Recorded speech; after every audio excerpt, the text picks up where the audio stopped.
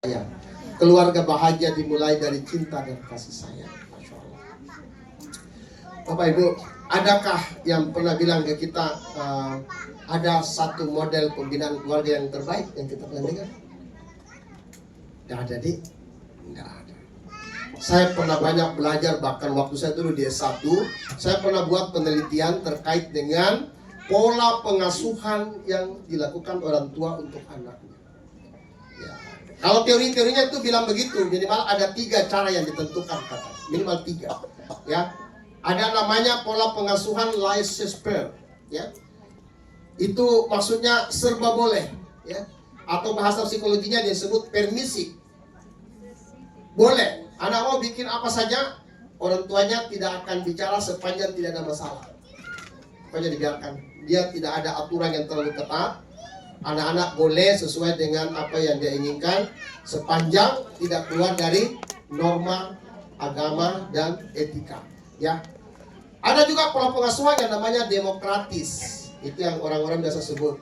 Demokratis itu katanya, ya, anak-anak itu diberi ruang untuk berpendapat. Kalau ada keinginannya, ada kemauannya, dia ceritakan ke orang tuanya.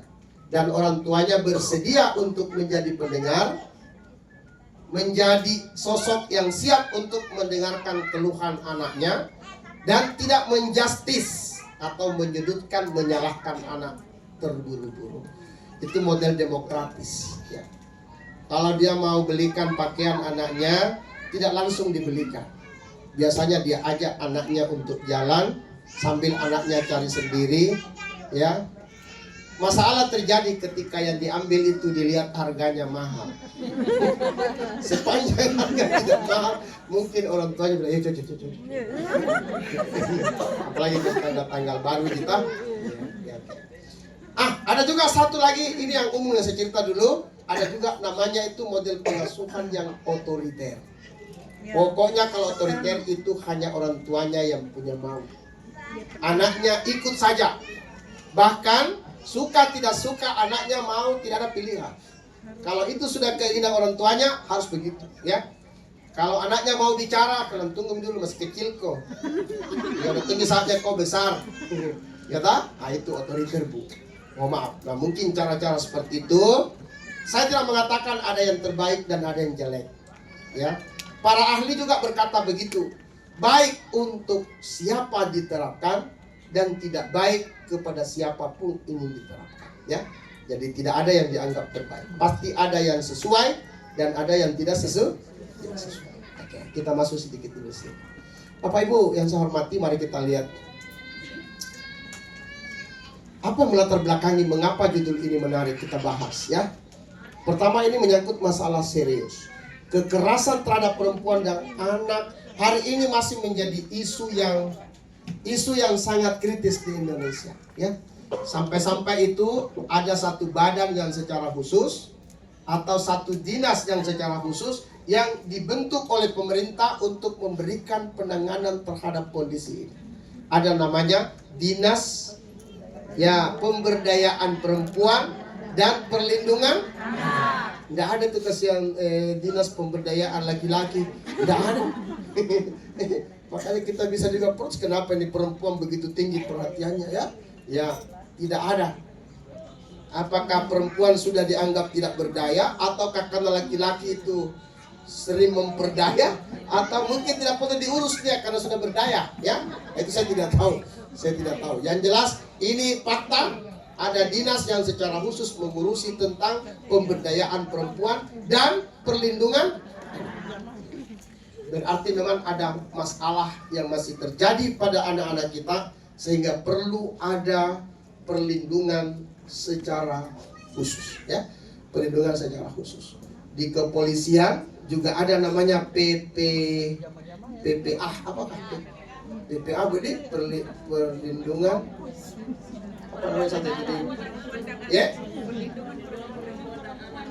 perlindungan perempuan dan anak. Itu di setiap Polres itu ada unitnya, sampai di Polda ada. Jadi itu biasanya dia bekerja sama dengan kerjasama dengan Dinas Pemberdayaan kalau ada masalah-masalah yang terjadi. Oke. Yang kedua, lingkupnya ini luas, terjadi di dalam rumah tangga, sekolah, dan masyarakat luas. Jadi potensi-potensi kekerasan yang terjadi itu tidak hanya di rumah tangga, ya. Di rumah tangga juga sering terjadi. Ada yang kita sebut dengan kekerasan dalam rumah. Padahal itu biasanya itu berawal dari masalah kecil. Ya, coba contohnya, ada itu suami pulang ke tengah malam. Pulang tengah malam, Bu. Pas tiba di rumah, karena kedengaran tadi kendaraannya tiba-tiba masuk di rumah. Rupanya begitu datang, istrinya bukakan pintu, terus istrinya senter jam. Langsung dari jam. Yang berapa nih?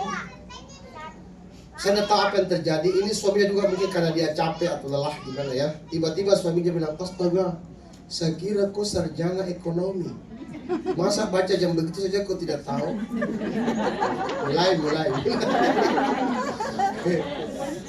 Padahal mungkin maksudnya tadi itu, ibu kenapa jam begini baru pu? Ya, sedang kita mau tahu di mana salahnya, di mana. Nah, bilang suami istrinya, Pak, jam berapa nih ini? Kami memang hampir di situ saya lihat jam 1:30 nih. Itu tadi bilang suaminya, astaga, rugiku itu menikah sama kau itu sarjana ekonomi, masa tidak bisa baca jam? Mulai masalah. Ya tahu? Nah, akhirnya tuh istrinya masuk ke kamar sebenarnya dengan penuh kekesalan. Ya. Mau maaf, ini cerita saya tidak tahu di mana terjadi. Tapi anggaplah ada peristiwa seperti itu, ya. Nah, lama mungkin menunggu komentar, suaminya tidak masuk, bahkan dia masih merokok di ruang tamu. Pas istrinya bergerak untuk melihat apa yang dibuat suaminya di luar, bersamaan, Bu, suaminya buka pintu, suaminya dorong pintu dari luar, istrinya lagi buka. Akhirnya nak kena lagi dahinya itu. Tambah minum masalah besar terjadi. Saya tidak tahu apa yang terjadi. Ya, pas tahu dia mau buka pintu, suaminya pas mendorong kebetulan. Ya, akhirnya ya mungkin karena dorongan suaminya itu lebih kencang, nak kena dahinya istrinya. Apa yang terjadi? Istrinya marah dan pokoknya benda apapun yang dipegang itu dilemparkan. Dan pas waktu melempar itu karangan bunga yang dipegang itu dia lempar pot bunga yang kecil. Pas itu dia kena itu lemari yang belum selesai dicuci di Tambah kemarahan. Akhirnya yang terjadi sepanjang malam itu terjadi perang dunia yang ketiga dan keempat. Oke, tapi seandainya, Bu, rumah tangga ini didasari oleh cinta dan kasih sayang, seharusnya ketika tadi suaminya datang, mohon maaf, mungkin juga tidak perlu medikasinya jam berapa. Mungkin pertanyaannya, kenapa ini suamiku datang tidak kedengaran bunyi motornya? Karena ternyata, Bu, faktanya itu bahasa gitu bagi suaminya, dia tidak lihat ibu istrinya. Harusnya dia tanya itu, kenapa tidak hujan, tidak basah bajunya. Rupanya suaminya tuh habis mendorong motor. Mogok nih, berarti ada di servis karena jam 12. Nah, jadi bayangkan begini kalau orang lagi jengkel. Dapat lagi pertanyaan kayak tadi itu. Ya, harusnya mohon maaf. Ini pesan untuk kita juga, karena menumbuhkan ini cinta dan kasih sayang tidak bisa langsung pada anak kita dulu, ya. Oke, Bu, kalau seandainya terjadi begitu, tiba-tiba dibukakan saja pintu, jalani saja dengan baik. Begitu duduk, tidak usah dulu bertanya. Kalau perlu, mungkin kita lihat, barangkali perlu, ambilkan saja air minum. Mungkin siapa tahu diambilkan air putih begitu, ya. Langsung suaminya bilang, mungkin kemana? Bilang, tunggu, saya ambilkan kita dulu air minum. Langsung suaminya bilang, tunggu. Saya mau bilang sesuatu sama kita. Ternyata dia bilang begini. Dia bilang begini, jangan kau tanyakan, ku sudah tak sayang, sedangkan dirimu masih ku rindukan. Mulai tenang ini perasaan. Tadinya tuh ada kecurigaan, sekarang berubah jadi merasa diperhatikan. Akhirnya tuh istrinya sambil ambil air minum, pas keluar dia balas juga dengan lagu begini. Hampa diriku tanpamu.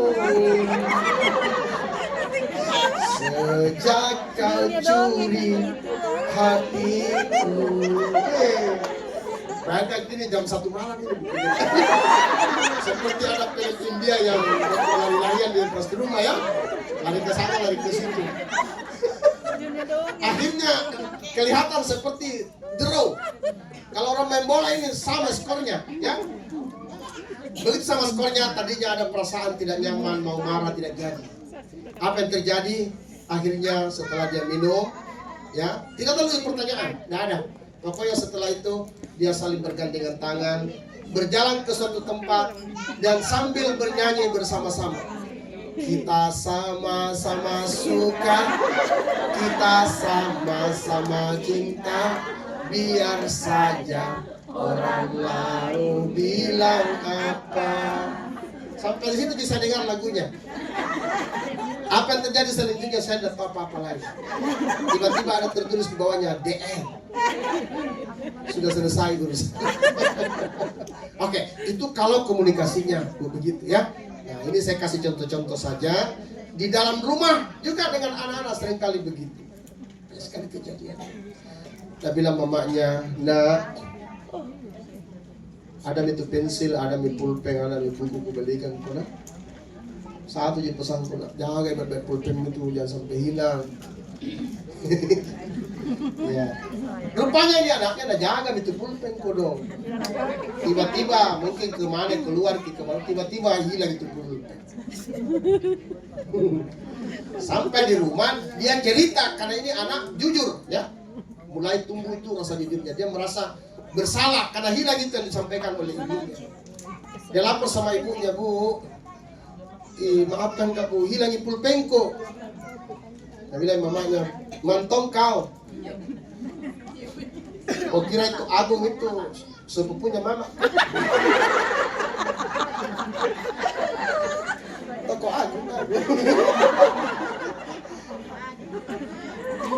Dia bilang ke mamanya, sudah Mi, besok pergi sekolah. Ini anak ada dengar kan? Tidak dengar.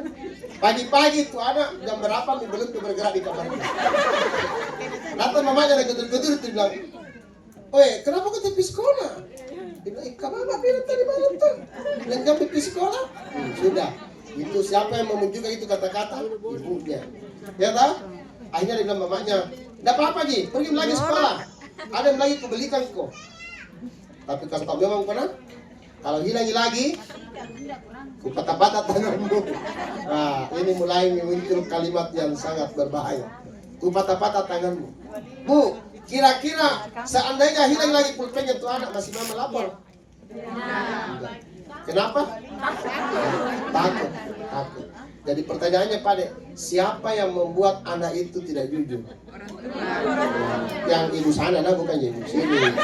Yang ibu sana itu, ya. Nah, itu tadi, itu contoh bahwa sebenarnya bukan anak itu yang tidak mau jujur, tapi ada cara pola kita yang mungkin perlu diperbaiki. Itu tadi itu. Harusnya tidak perlu ada ancaman patah-patah tangan, tidak usah. Ya. Iya. Kan ada tuh ibu-ibu juga pulang dari Bali, dia beli topi yang segi 4. Nah, bilang anaknya, cantiknya topi itu mama. Dia bilang, mau kau pinjam nih. Dia bilang, bawa mi. Tapi hati-hati kau karena bukan punya mama itu. Itu mamanya bilang, pakai mi, tapi hati-hati kau jaga karena bukan juga punya mama itu. Dia bilang, siapa punya? Dia bilang, temannya juga punya. Maksudnya nih mamanya supaya dia jaga betul ini barang. Ternyata ini anak sampai di sekolah, ada yang suka lihat itu topi, nah pinjam ki, nah kasih mi. Kasih. Sampai di rumah mamanya, mana itu topi yang aku bawa tadi? Dia bilang, ada yang ngambil ki. Dia bilang, kenapa kok kasih ki?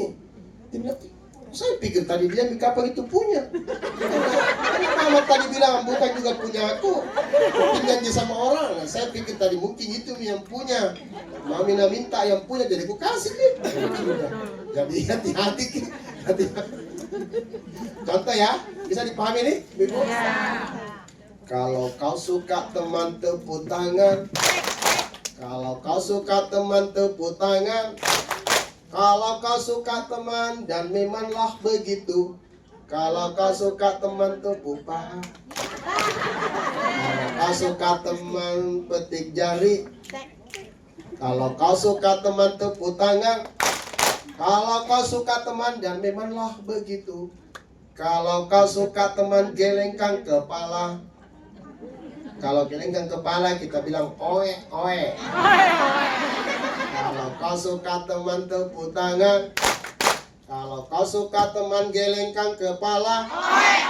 Kalau kau suka teman dan memanglah begitu. Kalau kau suka teman tepuk bahu temannya.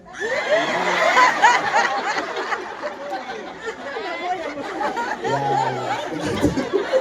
enggak, maksudnya siapa tahu ada yang ngantuk-ngantuk kan bahu ini. Ya, tepuk tangan dulu buat kita semua. Baik, ibu yang saya hormati, kita lanjut lagi ya sedikitnya. Nah, Bu, Bapak Ibu, solusi kenapa diperlukan ini? Karena solusi dari setiap persoalan yang kita hadapi itu dimulai dari keluarga, ya. Jadi pencegahan efektif melalui pola asuh penuh cinta dan kasih sayang. Main itu saya kalau begini. Ibu-ibu boleh tangannya begini dulu, kita sama-sama. Ya, gerak-gerak. Gosok-gosok. Kalau ada makan suar. Ikuti saya ya, ikuti apa yang saya bilang maksudnya. Boleh lebih cepat? Panas nih.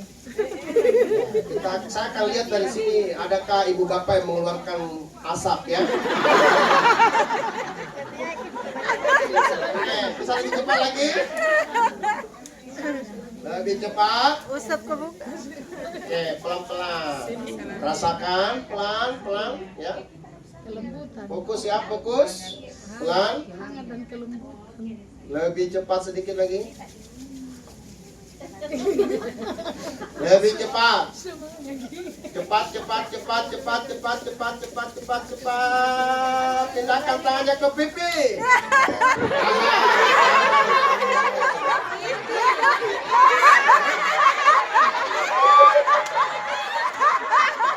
Kenapa? Kenapa langsung begini? Oke, saya suka ini ibu. Saya tanya kita tadi, pindahkan tangannya kemana? Ke pipi. Kenapa rasanya tidak semua? Hah? Tidak semua saya lihat tadi. Ada beberapa orang yang begini saja. Artinya baru muncul kesadarannya. Nah, ibu-ibu, saya mau tanya gitu loh, yang taruh di dahi mana? Coba, yang di dahi. Ini ada kita angkat tangan, dan tadi kulihat semua di sini dahi. Oke, saya mau lihat ibu aja malah. Kenapa kita taruh di dahi, Bu? Oke, menurut Bu Haji karena dia lihat saya ya. Yang lain juga begitu? Iya. Kalau begitu bukan ibu yang salah. Yang salah itu saya. Kenapa saya bilang taruh di pipi tapi saya simpannya di dahi? Pertanyaannya kenapa kita ikuti? Nah, apa kesimpulannya ini yang saya cerita? Bapak Ibu, jangankan anak-anak kita di rumah yang masih belum bisa menentukan pikiran dan sikapnya, kita saja ini pengurus PKK. Ya, pejabat masing-masing di tempatnya, ya, saya tahu semua pasti adalah terbelakang. Jangankan anak-anak, kita saja ini pengurus PKK lebih suka mengikuti apa yang dia lihat dibanding apa yang itu di kata kuncinya kira-kira. Ya, jadi mohon maaf, saya ulang, jangankan anak-anak, kita saja ini lebih suka mengikuti sesuatu dari apa yang kita lihat ketimbang apa yang kita. Jadi kalau tadi itu misalnya ada yang dorong pintu, ada yang lempar, ada yang bersilat lidah di jam 1 malam. Nah bayangkan gitu kalau anak-anak tadi kamar sebelah belum tidur, mau buka pintu takut tuh, akhirnya dia pasang. Kenapa malam-malam terjadi? Ya, pasti itu dia mulai dia rekam. Gitu ya. Jadi pasti kayak gitu loh kalau kita mau karena begitu. Saya pernah baca kamus, ada kamus yang saya punya dulu, kamus brengsek dulu itu kamus brengsek. Salah satu kata di situ yang saya pelajari ada namanya palang pintu. Definisinya itu palang pintu menurut Kamus Brengsek, sesuatu yang dipersiapkan oleh para ibu-ibu rumah tangga untuk menyambut kedatangan suaminya yang terlambat pulang. Bukan kata saya itu kalau menurut Kamus Brengsek. Ya, oke, baik. Jadi kalau kita mau selesaikan semua ini katanya harus dimulai dari sini. Jadi makanya saya bilang judul ini paling luar biasa, cocok sekali. Ya. Oke, ini sekitar saja data statistik yang ada di 2024 perempuan dan anak sebagai data saja ya. Ini jumlahnya nih Bu. 6,6% perempuan mengalami kekerasan sepanjang tahun 2024 berdasarkan survei pengalaman hidup perempuan nasional. Ya, masih ada 6,60% perempuan mengalami kekerasan ya. Ya, kita lihat kalau kita hari ini nonton di berita, baca di internet, lihat di berbagai medsos yang ada ya. Ya, masih banyak terjadi tentang ini. Saya tidak jelaskan apa saja tipenya. Kemudian anak perempuan juga mengalami kekerasan. Angkanya lebih tinggi lagi, 51,70%. Sian ini ya, di sekolah ada anak yang takut datang ke sekolah karena takut dibully oleh temannya. Bullying ya, kasus bullying yang terjadi. Setiap kali dia mau pergi, dia bayangkan lagi itu kata-kata orang yang menghardik dia. Setiap kali kasihan dia mau belajar baik-baik, dia ingat lagi itu ketika dia dipalaki, dia ditendang, dia dipukuli dan lain sebagainya. Ya, seperti itu. Dan ini masalah juga ini ya di sekolah, karena kalau terjadi begitu, sebagian besar guru-guru kita ada juga yang sudah bersikap pesimis, bersikap cuek, tidak mau menaurusi.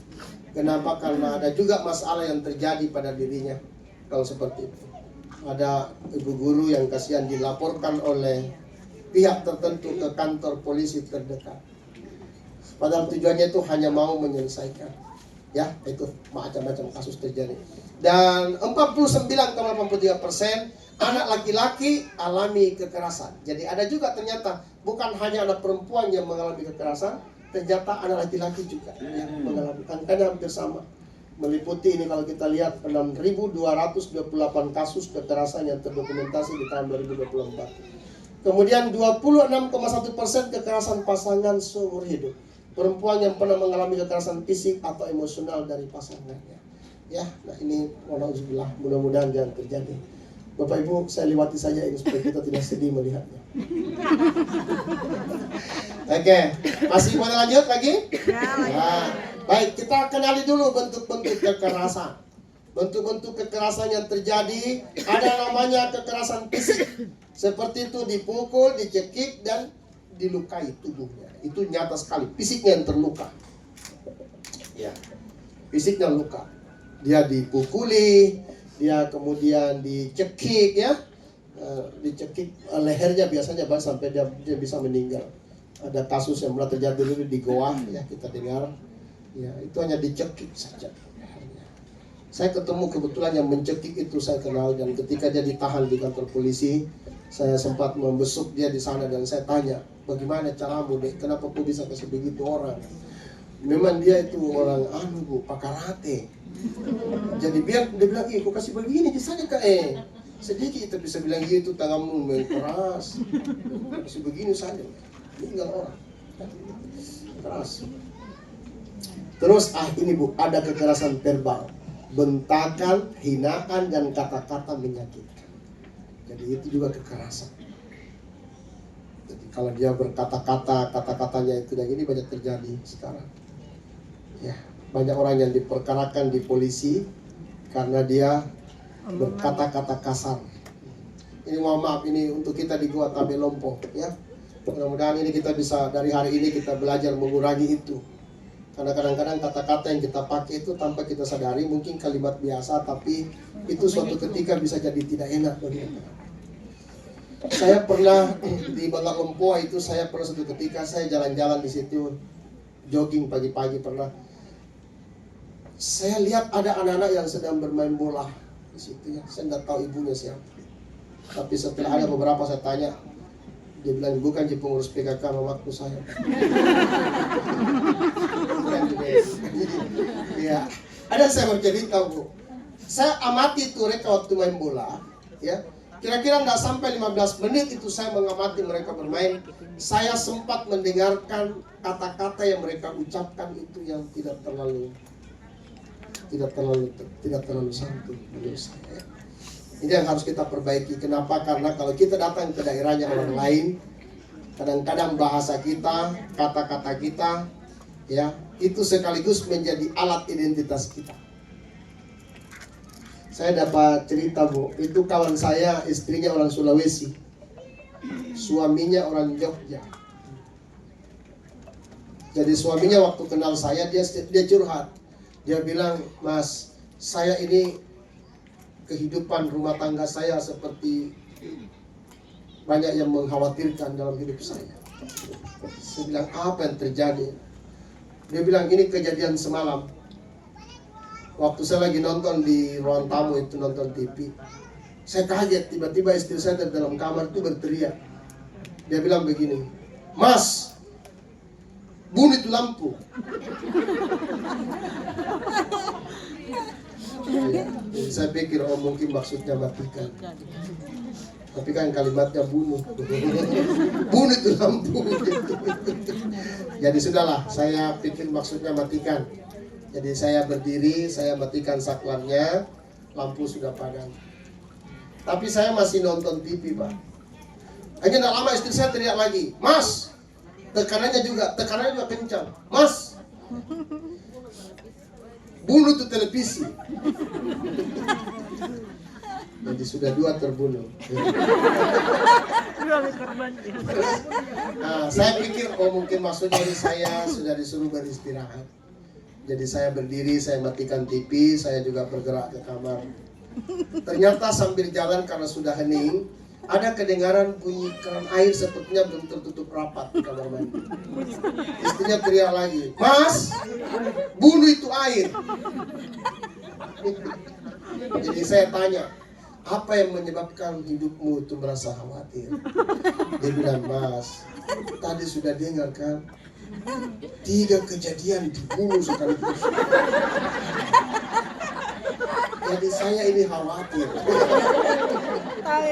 Jangan sampai yang keempat itu terbunuh saya. Jadi saya bilang, Mas, beruntunglah kamu itu menikah sama orang Sulawesi. Orang Sulawesi itu tidak akan seperti itu, Mas. Dia penyayang. Hanya memang ini akibat dari keseringan makan, namanya itu sop sadis. Sop sadis? Apa itu sop sadis? Saya bilang, ini ada sop kebanggaan di Sulawesi. Kalau nanti kamu ke sana, tidak mungkin rugi kamu pulang ke sini kalau tidak mencicipi itu sop. Namanya sop sadis.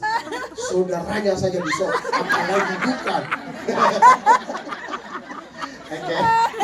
Akhirnya dia bilang, iya ya, oke, tapi jujur Pak, ini persoalan bahasa, ya. Sama-sama kan temanku dari Makassar, makan di salah satu warung di Jogja. Biar bapak ketawa. Dia berteriak lagi tuh temanku mereka tahu tuh pelayannya di warung. Dia bilang, Mbak, bisa tambah airnya ini. Sekalinya keluar gitu pelayan, dia bawa ceret.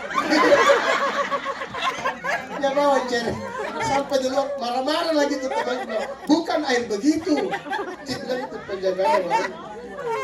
Tadi kan bapak minta air. Dia bilang, bukan, airnya ini sayur. Marah-marah lagi. Dia bilang, oh kuahnya. Nah jadi ini juga bahasa harus diperbaiki ya. Harus diperbaiki Bu. Kalau sayur itu bukan air, tapi kuah. Supaya dibawakan kita di air 1 ceret, tapi bukan air begitu. Ya, oke. Dan memang betul itu bahasa sangat dipengaruhi oleh faktor daerah, budaya, dan geografi. Ya, begitu. Banyak cerita saya kalau masalah bahasa. Ya, banyak. Baru kita dengar bahasa orang Papua kan lain-lain tak? Langsung kita dengar, pasti orang Papua ini. Kenapa bahasanya kita dengar? Ya, ya. Ada mahasiswa yang kuliah di Jakarta, anak Papua. Belum ada rumah kos. Jadi kalau pulang dari tempatnya, nginap di rumah temannya. Hanya dia telepon DP Bapak. Dia bilang, Bapak, dengar anak di sini sudah mulai menderita Bapak. Coba Bapak dengar kalau anak itu pulang kuliah, anak itu tidak tahu mau nginap di mana, karena kita belum ada kos. Jadi tolong Bapak kirim uang ke sini supaya anak bisa kos. Terus bapaknya jawab telepon, dibilang, anak dengar Bapak di sini pontang-panting cari uang peras keringat supaya dapat uang biar kau bisa kuliah. Jadi kau perjelas, kau itu mau kuliah atau mau kos? Kos, kuliah. Perbaiki bahasa ya. Kenapa begini? Ya, baik Ibu Bapak sekalian supaya tidak terlalu ngantuk Tina. Atau sampai di sini dulu ada, kujelaskan itu sebentar bertanya jawab. Kenapa begitu? Ya, ada tahu. Ya, jadi kekerasan verbal itu kata-kata. Tadi yang saya maksud itu waktu kejadian di Balalompo, mohon maaf, ini fakta Bu. Anak-anak yang lagi bermain bola, saya terus terang agak sedih mendengar itu. Kenapa? Karena dalam waktu kira-kira 10 sampai 15 menit, saya mencatat banyak sekali kata-kata jorok yang selalu dia ucapkan. Itulah mungkin pekerjaan kita ini ibu-ibu ya. Mohon maaf supaya kita perbaiki, jangan terlalu sering karena itu bisa berdampak buruk ya. Itu mungkin awalnya hanya sekedar sapaan biasa, tapi mungkin bisa menimbulkan ketersinggungan dan akhirnya dari kekerasan verbal bisa berubah menjadi kekerasan fisik. Jadi sama aja, karena begitu. Dia bilang itu anak-anak, tidak mau jasa belajar, untuk apa pintar? Dari sekolah pintar, di rumah tota juga kita tolong. Ya, siapakah? Dia bilang sini kau tolong. Dia bilang itu gurunya ini kita nanti tadi bilang terbalik bahasanya. Ya, itu sederhana itu. Jadi itu anak-anak yang main bola, kalau salah tendangi, nah tendangi sama temannya dia bilang ambil kita dong. Satu, yang kedua dia bilang salah tendangi, temannya bilang kak. Apa itu dia bilang kak? Kita melanjutkan, saya tidak biasa ngomong begitu. Tidak biasa ke saya, tidak biasa. Karena waktu ku kecil, saya pernah mengucapkan kata saya tidak tahu artinya, cuma ku dapat di pergaulan. Saya tidak mengerti apa maksudnya. 3 kali itu kata Bu saya ucapkan. Ternyata bapakku sudah catat itu kata 3 kali ku ucapkan itu. Dia sudah halus sekali itu membuat merica 3 biji. Baru saya dipanggil baik-baik kata serumah. Kalau rumah kami rumah panggung, dipanggil baik-baik. Santai sekali caranya, Pak, sini dulu dah. Itu sukamu, banyak lah puji-puji dulu. Sudahnya begitu naikkan di tanganku di belakang. Pakai panik, pakai yang lalu kecil. Naikkan, sudahnya naikkan itu mulai dieksekusi. Disapu, diratakan. Iya, 3 biji. Makanya agak aneh bibirku sampai sekarang. agak begitu kimemble sedikit. Saya sempat lihat waktu itu mamaku sering dengan bapakku sempat agak bersetegan kita sebenarnya. Karena mamaku tidak suka saya dikasih begitu, tapi bapakku dia bilang tidak, supaya dia tidak mau ulangi lagi. Tapi memang sampai hari ini saya tidak berani. Jadi tadi itu anak-anak main bola, saya pikir apakah ini bisa dirubah atau tidak. Apa yang saya bilang? Saya panggil kita orang berkumpul. Nah, sini itu sebentar, berhenti main bola. Kita dulu, ada yang saya mau cerita. Saya kasih tahu, Om ada uang 20.000. Saya mau bagi ini untuk kalian supaya semakin semangat untuk main bola. Tapi ada syaratnya. Tidak boleh bilang begini nah. Kalau ada yang kedengaran saat bilang begitu, ku potong 1.000. Bagaimana? Sepakat? Sepakat. Dimulailah pertandingan. Mulai pertandingan. Ada yang menarik. Begitu ada anak tendang itu udah salah. Mau dia bilang sung. Mau dia bilang sung, tapi takut kehilang 1.000. Langsung kita ganti. Sungguh terpaksa aku menyanyi mengharapkan Tuhan bermurah hati. Ternyata dia anak cerdas, kreatif. Yang tadinya dia bilang sung, berubah menjadi sungguh terpaksa. Oke, itu namanya kebebasan kekerasan verbal ya. Kata-kata hinaan, kata-kata menyakitkan. Terus ada kekerasan seksual, ini bentuknya pelecehan dan eksploitasi seksual ya, dijanji untuk bekerja di satu tempat ya supaya penghidupannya berubah jadi lebih baik. Tapi akhirnya sebelum ketemu dengan tempat yang dijanjikan terlebih dahulu, mohon maaf, dia mendapat perlakuan yang tidak menyenangkan ya. Dan banyak sekali kejadian-kejadian begini. Makanya sekarang juga ada kementerian yang dibentuk, namanya Kementerian Perlindungan bukan, Kementerian Migran, ya. Oh, iya, Maksudnya itu migran. pekerja migran, ya. Jadi orang-orang yang akan bekerja jadi TKI, TKW di luar negeri itu dilindungi juga melalui, karena banyak kejadian, ya. Banyak kejadian yang kita dengar baru-baru ini, ada lagi kasihan sampai di kekerasan macam-macam dia dapat. Dan berikutnya ada kekerasan ekonomi, penelantaran dan penolakan kebutuhan dasar, ya. Kalau PKK saya rasa enggak ada. Kenapa? Karena begini, kalau suaminya kerja dapat gaji, kalau istrinya sendiri sebagai pengurus PKK juga bekerja dapat juga gaji. Dan rumusnya itu gajinya suami uangnya istri, gajinya istri uangnya juga. Jadi double. Oke, ya. Begitu. Bukan. Akhirnya tidak bilang ada pernah viral itu kan? Karena selama dia kerja dia tidak pernah ambil gajinya. Pernah viral itu, saya suka itu di TikTok. Sampai dia diwawancarai. Sudah berapa lama bekerja Pak? Sudah 18 tahun. Betul, 18 tahun itu Bapak tidak pernah terima gaji. Nah, iya. Dia ingat istrinya itu. Oke, tapi bagus. Bagus itu karena viral. Oke, mana nih? Bahaya juga kalau terlambat ditindas-tindas ya.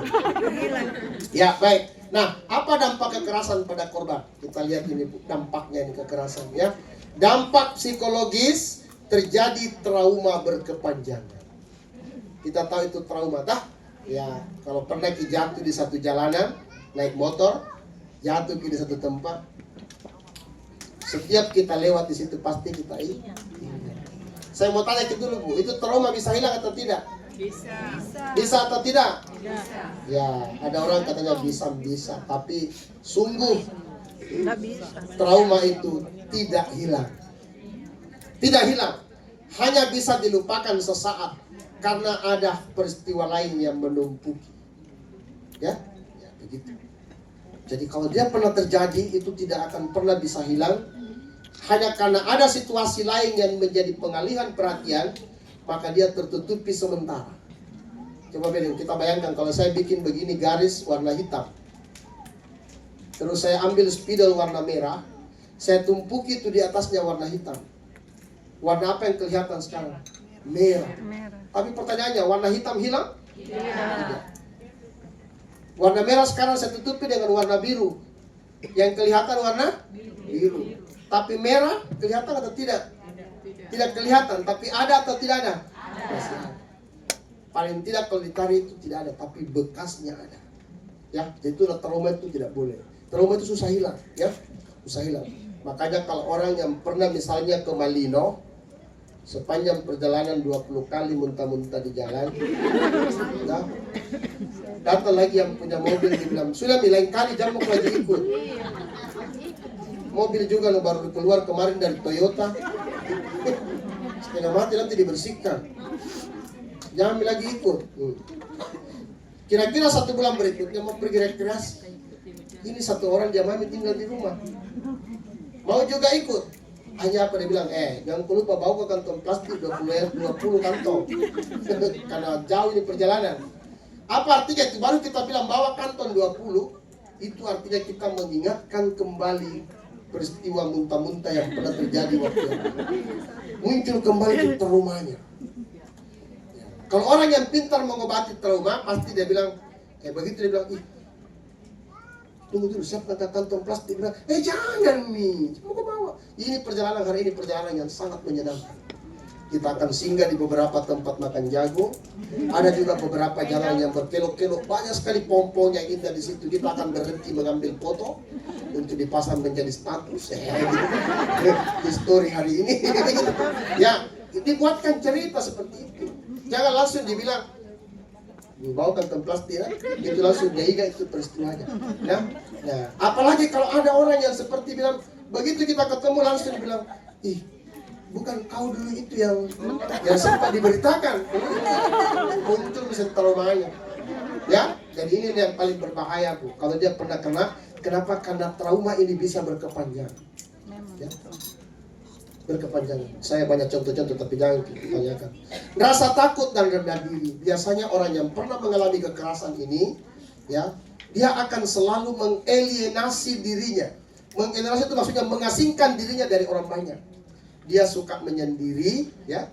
Nah, ini biasanya dia mengurung dirinya dalam kamar, atau kalau dia bertemu dengan orang lain, sering dia duduk sendirian dan kadang-kadang tiba-tiba menangis. Ya, begitu. Mungkin kalau begitu caranya. Dan sulit percaya sama orang lain. Dan kenapa kok begitu terus kali lain? Tidak ada. Pokoknya kalau namanya laki-laki dan itu percaya.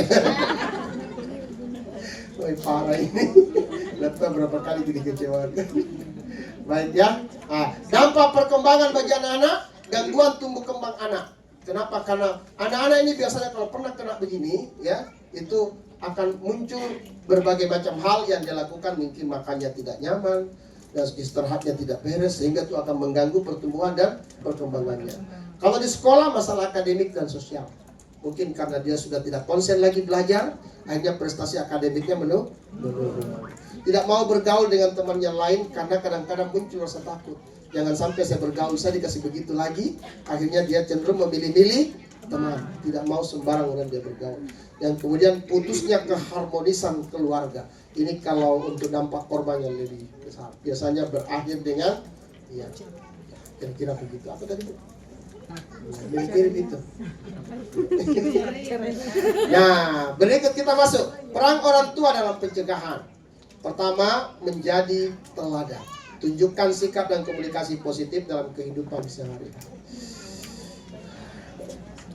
Bapak Ibu, mohon maaf Kak, saya tidak bermaksud membanding-bandingkan ya. Tapi waktu saya sekolah di Jogja itu, saya memang sengaja tidak mau kos-kosan sama teman-temanku dari sini, dari Makassar. Kami juga teman di sana, Makassar. Tapi jujur untuk saya pikir rugi kayak itu datang Jogja sekolah jauh-jauh. Tapi saya tidak mendapatkan pelajaran tambahan dari kehidupan asli orang Jogja. Betul. Maka itu sampai waktu saya di sana, saya sengaja membayar kamar dari salah seorang orang asli di Jogja. Saya belajar di situ. Untuk apa? Supaya saya bisa mengerti dari tata krama mereka, mulai dari dia bangun pagi sampai dengan tidur di malam hari. Saya belajar dari mereka seperti apa caranya berkata. Bahasanya saja itu bertingkat-tingkat. Ada kita pernah kita dengar mungkin kromo inggil ya orang bilang. Kalau makan itu bahasanya yang kasar dia bilang mangan. Yang halus itu ndahar. Kalau kita dipersilahkan, kalau tidak itu di sana namanya yang kasar ora. Kalau yang halus itu botol. Jadi kalau misalnya bilang monggo didahar, boten malu-malu. Kalimatnya juga itu sangat santun dan biasanya jarinya begini, monggo mas, tangannya begini jarinya, monggo mas didahar, boten malu-malu. Jadi suatu ketika itu saya datang di rumah orang Jawa, saya disuguhi teh. Sebenarnya maksudku itu saya mau pergi cepat, jadi kuhabiskan itu teh lebih cepat. Apa yang terjadi ditambah terus, Baru saya pelajari, kapan saya pulang ditambah terus. Padahal memang saya agak haus itu. Jadi saya baru dapat filosofinya. Ternyata itu kalau kita minum dikasih suguhan teh dan kita habisi lebih cepat, itu asumsinya mereka menganggap bahwa kita sedang haus. Maka itu ditambah terus. Ya. Saya juga waktu di sana itu Bu, setiap hari dari jam subuh itu sampai jam 8 pagi, saya berlatih untuk tersenyum pada orang minimal 20 kali. Minimal 20 kali sebelum jam 8. Setiap orang yang saya temani jalan, saya tanya simboh-simboh yang lagi nyapu di jalanan, nyon saya mbah, saya jalan. Saya belajar bahasa Jawa yang asli situ, saya belajar. Ya, sampai 20 kali. Kalau sudah sampai mau jalan 8, dan belum cukup 20 kali, mutar lagi. Satu kali putaran di lorong itu. Pokoknya saya cukup 20. Nah, kebiasaan ini terbentuk. Saya tiba di Makassar, keluar itu dari rumahku jalan-jalan pagi, ada orang bapak-bapak lagi duduk di teras rumahnya. Saya tidak sengaja itu mataku tertuju ke dia dan saya tersenyum. Langsung dibilangi begini, kenapa? Baru sadar di Makassar kapan. Ya karena kalau di sana itu mohon maaf, biar kita tidak mau kenal, kalau sudah kontak mata, kita ngangguk sedikit itu sudah bisa saling melempar senyum. Mohon maaf, itu tradisinya mereka ya, begitu. Tapi ya kita kan tentu beda, tidak harus mengikuti ke sana. Tapi saya ambil pelajaran bahwa ternyata itu bisa diubah yang begitu ya, bisa dipelajari. Nah, orang tua jadi teladan. Maksudnya begini Bu, kalau kita ingin anak-anak tak terbangun dengan baik, mulai juga dari kata-kata ya. Santun Ki, kalau misalnya ada sapaan-sapaannya, mungkin ada kata-kata yang bisa kita bilang, tapi jangan Ki bilang kalau ada orang lain yang mungkin tidak akrab dengan dia ya. Misalnya kata-kata khusus panggilan untuk anak-anak tak. Jangan sampai dia malu di hadapan temannya kalau kita bilang itu. Oke, santun. Kalau ada kata-katanya ya, seperti begitu. Yang ini nanti bisa dipelajari. Yang kedua, ciptakan rumah aman. Bangun suasana penuh kasih sayang dan saling menghormati. Tadi sudah saya contohkan ya. Jadi kakak adik saling mencontohkan kata-katanya yang saling hormat. Saya kira ini budaya kita ada ya. Ya, sini Ki, mari Ki, makan Ki ya. Jadi ini Ibu Nabila ini sama anaknya, kalau untuk orang dewasa itu kita bilang Ki. Kalau orang yang lebih muda Ko. Jadi disuruh nih katanya itu bawa minuman dengan makanan kue-kue. Dia bilang itu sama tamunya, makan Ki barong Ki. Dia tamunya, perasaan itu barong apa namanya? Iya, tapi karena dia diajari barong koko itu untuk yang lebih muda. Karena ini yang mau disuguhi lebih tua, ya dia bilang makan Ki barong Ki. Ya, pintar itu anak itu pintar. Berikutnya, tanamkan nilai empati. Apa itu empati? Ajarkan anak untuk menghargai dan peduli pada orang lain. Empati itu maksudnya Bu, beda dengan simpati ya. Kalau simpati itu ada rasa in love di dalamnya. Kalau empati maksudnya ikut merasakan, bisa merasakan apa yang dirasakan orang lain. Jadi maksudnya kalau kita lihat gitu anak-anak tak lagi capek, pulang dari sekolah, jangan langsung diberondong pertanyaan. Ya, jangan langsung diberondong pertanyaan. Biarkan dulu dia istirahat. Nanti sebentar sudah istirahat baru kita tanya. Bagaimana teman-temanmu di sekolah nak hari ini? Alhamdulillah baik-baik. Bagaimana dengan ibu guru tadi? Ibu guru bagus sekali. Bagus itu ibu gurumu. Mesti begitu. Jangan sampai anak lapor sedikit baru langsung. Memang tahu itu bu gurumu itu. Ku tahu gitu bu gurumu. Nah saya dulu sekolah juga di situ sekolahnya. Belum dia ada di situ dulu. Sudah kayak reporter nih. Dia bilang itu anak itu perempuan bagaimana? Ya sudah. Jadi itu kata-katanya. Kalau ada sesuatu begitu. Belajar dari situ empati. Berempati merasakan apa yang dirasakan orang lain. Ya. Kemudian kontrol emosi. Bagaimana Bu? Kita akan berhenti dulu bertanya jawab. Atau saya habiskan dulu? Saya habiskan dulu ya. Ya, kontrol emosi. Ini yang tidak mudah, Bapak Ibu. Kontrol emosi. Tidak mudah ini. Nah, saya bahkan kita pernah dengar mungkin sebelumnya, katanya orang hebat, orang berhasil itu bukan karena dia cerdas otaknya. Katanya orang cerdas otaknya itu cuma 20% menentukan keberhasilan hidupnya. Justru keberhasilan orang yang terhebat itu adalah memiliki kemampuan yang disebut cerdas emosi. EQ-nya, kecerdasan emosionalnya. 80% itu ditentukan oleh EQ, kecerdasan emosional. Apa itu isinya emosional? Pertama, dia tahu siapa dirinya. Dia mengerti diri saya itu siapa, bagaimana emosi-emosiku. Emosi itu bukan cuma marah ya. Emosi bukan cuma marah Bu. Emosi itu senang, bahagia, gembira, takut, khawatir, sedih, jengkel, marah. Itu juga emosi ya. Nah, jadi kalau orang suka marah namanya emosional. Pak Bambangan ya, apalagi kalau sudah bercampur Pak Bantol, Bambangan dan kita tuh bilang. Oke, ya kontrol emosi. Jadi tadi itu kecerdasan emosinya tandanya 5, isinya Bu, 5. Yang pertama mengenali dirinya. Saya ini diriku seperti apa. Kalau saya ngomong itu bagaimana? Punya 5. Yang kedua dia juga kenali emosi orang lain. Itu kecerdasan emosi. Dia kenali juga emosi orang. Oh ini orang ini kalau saya ngomong begini mudah tersinggung. Nah, sudah saya berhenti untuk ngomong begitu. Karena gampang tersinggung. Karena ada orang yang seperti itu Bu. Kita ngomong saja macam-macam dia masih santai. Tidak merasa tersinggung dia cuek. Kenapa? Karena prinsipnya dia cuek itu adalah sebagian daripada iman. Lewat, biarkan berlalu. Ya, orang begini cuek. Ya, oke. Berikutnya, orang yang cerdas emosi itu yang ketiga adalah mereka yang punya motivasi tinggi. Dorongan untuk selalu mau baik, dorongan untuk selalu mau maju, dorongan untuk selalu mau berprestasi. Itu namanya motivasi, ya. Dan ciri yang keempat adalah empati. Itu tadi, orang yang bisa mengerti keadaan orang lain. Jangan sampai terjadi istilahnya itu menari-nari di atas penderitaan orang lain. Sudah media cerita kesedihannya begitu, langsung lagi kita tambah-tambah.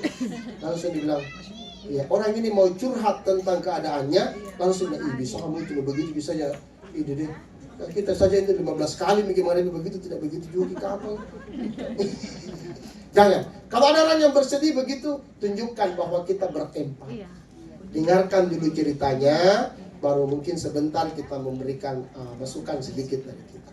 Dan ciri orang yang emosionalnya bagus yang kelima adalah mereka yang memiliki kecakapan sosial, cerdas bergaul dengan orang, pintar memilih orang-orang yang akan menjadi teman dalam pergaulannya, ya, begitu. Oke, saya lanjut lagi. Ternyata masyarakat itu juga punya peran dalam pencegahan. Apa peran masyarakat? Begini Bu, berani melapor. Jangan diam jika melihat kekerasan pada anak atau perempuan. Itu peran masyarakat yang kita harapkan. Kenapa? Supaya tidak bertambah menjadi lebih luas, bisa cepat diantisipasi dan bisa dikendalikan. Ya, rata-rata di kampung kita itu kan di kecamatan ada Babin Sadik apa? Ada juga ya Kantipmas, ya betul. Saya tahu semua itu karena saya juga pernah diundang ke Polda menceramai Bapak Ibu para Kantipmas ini semua untuk karena ada namanya Polmas ya, pemolisian masyarakat. Ya, sesuai di kantornya Polsek itu ada kan di Polres Polri milik apa Polri untuk rakyat. Ada itu. Apa istilahnya? Terus bangun lingkungan yang aman, ciptakan komunitas yang ramah anak dan perempuan, kemudian dukungan kolaboratif, kerjasama sekolah, lembaga sosial dan komunikasi lokal. Itu semua ini pasti semua punya peran untuk bisa membuat anak-anak kita terhindar dari kekerasan. Baik, sedikit lagi kayaknya nih. Nah, apa upaya pemerintah dan lembaga terkait untuk bisa membuat anak-anak kita dan para perempuan terlindungi? Pertama ada program edukasi, sosialisasi perlindungan anak dan perempuan di berbagai wilayah. Jadi maksudnya mungkin kita pengurus ini sudah satu langkah baik yang dilakukan oleh ibu-ibu pengurus daerah. Nah, mungkin juga nanti ini kita turunkan di kecamatan. Di kecamatan turunkan ke desa, kelurahan, dia bikin juga kumpulkan warga kita. Untuk apa? Untuk kita membangun persepsi yang sama terkait dengan bagaimana melindungi anak dan perempuan dari kekerasan. Lalu yang kedua, bentuk yang namanya layanan pengaduan.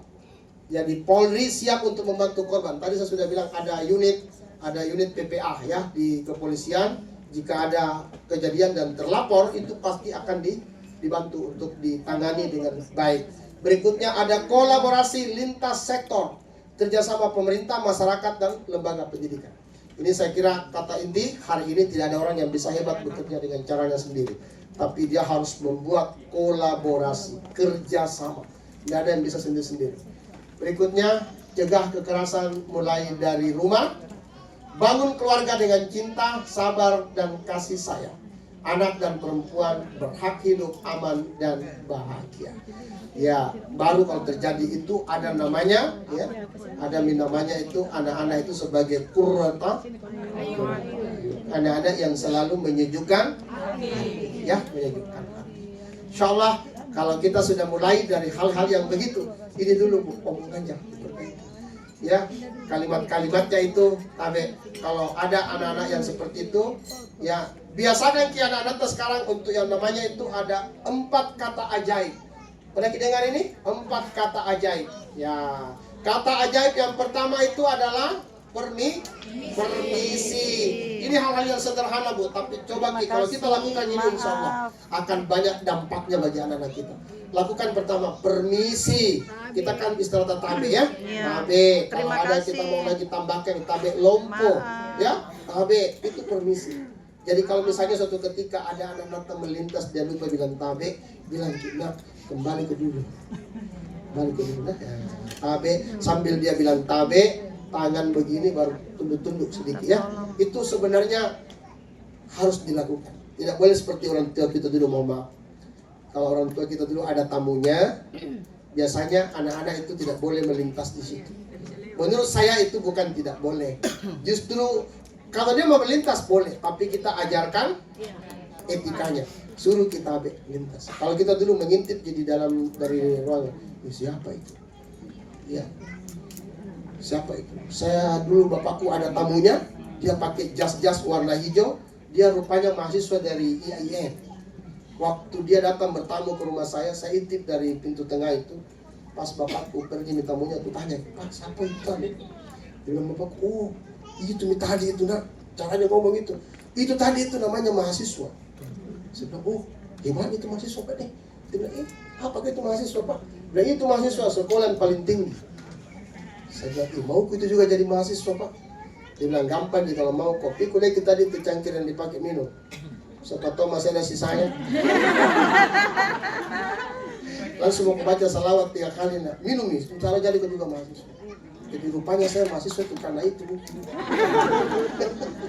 Betul Kak, tidak bisa lupa tuh cerita. Karena itu motivasinya saya punya ayah dulu begitu. Dia mau minum kena, baca salawat 3 kali, mudah-mudahan jadi juga mahasiswa. Ya. Apa itu cerita itu? Yang pertama tadi permisi ya? Permisi. Terus yang kedua minta tolong. Minta tolong dulu. Minta tolong. Jadi meskipun ibu-ibu kita punya anak tersendiri, tapi biasakan begitu. Nah, boleh ibu minta tolong, begitu. So, itu juga nanti akan terbangun pada anak tersendiri. Kalau dia ngomong kepada orang pasti juga tidak semena-mena. Pasti juga dia bilang, bisa kan minta tolong, begitu. Ibu boleh minta tolong, bantu dulu angkatkan ini ke sini, bantu pindahkan ini ke sini, ya. Kira-kira begitu. Minta tolong. Baru yang ketiga adalah maaf. Terima kasih. Maaf. Maaf. Bu, kalau kita salah ucap, apa sih kita bilang, nah, ini minta maaf, nah, salah ucap kata. Tidak boleh itu bilang karena kita selalu harus benar, tidak bisa. Ya, tidak apa-apa. Kenapa? Karena itu sekaligus contoh buat anak-anak bahwa kalau kita salah, kita bisa menyampaikan permohonan maaf. Ya, ibu tadi mohon maaf ya. Harusnya janjikan kemarin itu ibu janji mau belikan terang keju. Ya, pas kata di lewat itu udah habis kejunya, yang ada coklat. Jadi sempat tak berpikir ku belikan kita tidak, tapi ya mungkin kalau kita tidak suka kan nanti saya yang selesaikan. Nah, begitu ya, minta maaf. Biasa juga teman-teman guru kalau saya bilang kita datang terlambat di kelas, bilang maaf ya ibu guru tadi agak telat karena tiba-tiba ada kejadian yang terhindar tadi di jalanan sampai bisa tidak telat. Begitu kira-kira Bu ya. Nah, yang keempat adalah terima kasih. Terima kasih. Ini kata-kata yang saya maksud Bu, ini bersifat universal. Seluruh dunia pakai, hanya dengan ucapan dan cara yang berbeda. Kalau kita bilang di sini terima kasih, ya teman-teman kita di barat sana dia bilang thank you. Ya, kalau di Filipina itu dia bilang maraming salama. Maraming salama po. Po itu orang yang dituakan. Kalau kita di sini daing atau iye begitu sini ki. Kalau dia terima kasih dia bilang maraming salama po. Ya. Dan itu Bu bahasa kalau kita kenal orang kalau santun ki ada baiknya. Saya ingat itu saya ke Filipina, saya diundang bawa materi begini, saya cari kamus bahasa Tagalog. Saya pelajari bahasa-bahasa yang sederhana saja. Misalnya selamat pagi, magandang umaga. Selamat siang, magandang gabi. Selamat malam, magandang hapon. I love you, mahal kita. Hafal sedikit begitu. Jadi waktu saya habis bicara itu depannya Bu, saya tadinya tiket ekonomi jadi aku pakai tiket ekonomi. Tapi waktu saya tampil mau materi saya bilang terakhir di awal saya bilang assalamualaikum warahmatullahi. Good morning everybody. Baru saya lanjut lagi. Magandang umaga. Wih tepuk tangan. Saya tidak tahu tidak bilang saya paham bahasanya. Ternyata. Nah, terakhir saya bilang thank you very much for your kindness, for your full attention for my presentation today. Akhirnya baru saya bilang terima kasih, baru maraming salamat po. I love you all. Mahal kita. Wih berubah itu statusku. Dan yang tadinya kelas ekonomi saya dipanggil masuk di ruangan VIP untuk makan siang. Karena saya dianggap orang berbudaya. Padahal aku pelajari itu kata-katanya waktu saya di pesawat, aku baca itu kami suka galak. Oke, jadi penting. Baik, Ibu Bapak sekalian yang saya hormati. Thank you. Thank you. Ya. Kita masih punya waktu, saya serahkan ke Ibu Nurul untuk memandu jalannya diskusi. Mumpung kita bertemu, silahkan bertanya. Kalau ada yang saya bisa jawab, insya